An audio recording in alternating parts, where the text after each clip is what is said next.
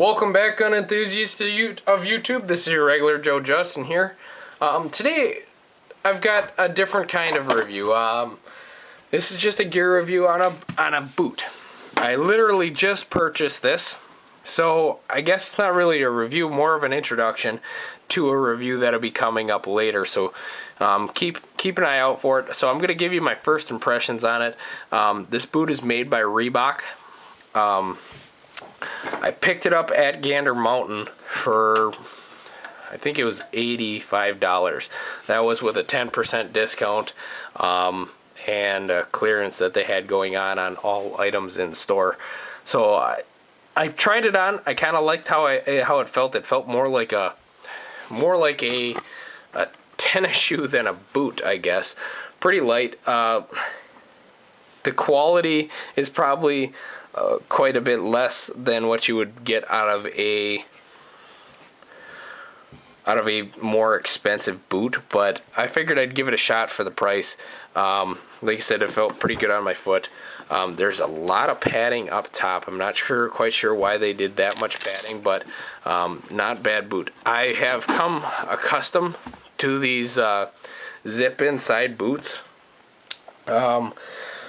Like I said, in earlier videos, I used to be an EMT and firefighter as a volunteer, and I almost actually got into it full time. I was actually a firefighter in the Air Force, in the Air National Guard, I should say.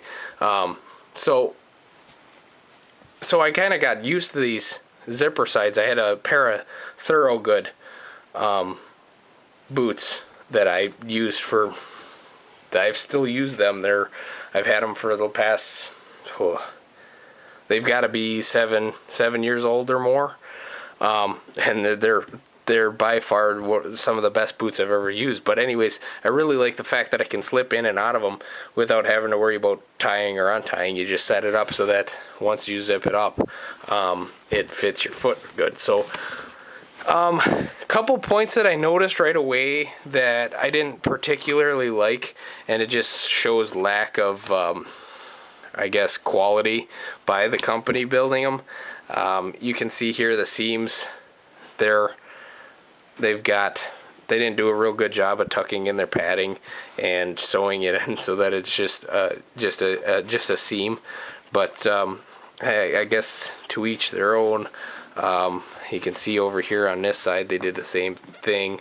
Like I said, it feels good on my foot. It's not one of them soles that you could really, well, you could probably remove it and put in whatever kind of sole you wanted. Yeah, you could. But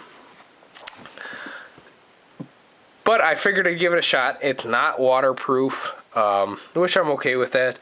The thing I don't like about a lot of waterproof boots is if you do get your foot soaked, it's not really going to breathe or dry out.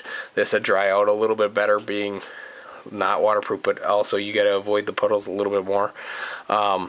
I did spray it with a bunch of stuff, so we'll see how well it'll repel it and how well it holds up over the next 6 months. I'll come back with an actual review. This is just kind of my first impressions. I do think that the boot is halfway decently made, and like I said, I do wish they would have paid a little bit more attention to detail. You can just tell here. To me, that's just lack of pride in your product, I guess. So Reebok, shame on you. But we'll see how it holds up, and I'll go from there. The sole's kind of soft, which is okay. It would be good for hunting, I think, because yeah, maybe I'd have less of an impact as far as noise, volume. I think I'm gonna use it as a tactical boot. Also use it for training and whatnot. I might even try doing some running in it, because God knows I could use some running. So I'll get back to you in about 6 months and see what I think of it. So that's the first impressions. $85, Reebok. I believe they call it the 8-inch zipper side boot. They don't have most of these companies really label their product. But Not so much on this one. It says slip resistant, oil resisting. So, but made by Reebok.